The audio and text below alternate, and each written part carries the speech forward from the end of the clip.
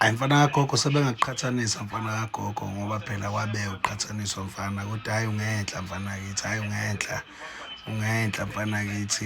Yabona-ke namhlanje ungiphrovele ukuthi le nto kahle kahle ikuwe ngaphakathi, abakhohlwe kahle kahle bafana bakithi. Hhayi mfana kagogo awuyinkunzi, awuyinkunzi mfana kagogo, inkunzi mfana kagogo. Kumamushi asikubonanga egemini bakudonsa nge-second half. Ngiyacabanga ukuthi ubeqala nawe ukudonswa nge-second half esikwatini umamushi.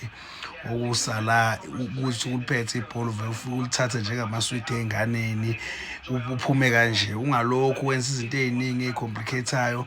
Amaphasi akho mfana kithi aya phambili ujusi wodwa. Le nto ayiliqumuzi ibhola lidlala kuphela. Le nto inomqondo odlula abantu aba-attack-ayo iyi-defender.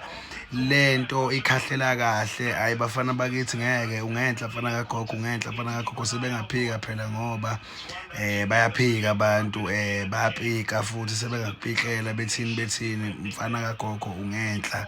Nomkhulu umgcwaliselile ubonile futhi ukuthi uyinkunzi kakhulu mfana kagogo.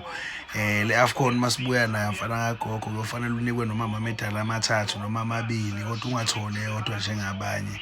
Uyinkunzi mfana kagogo, ngiyavuma mina.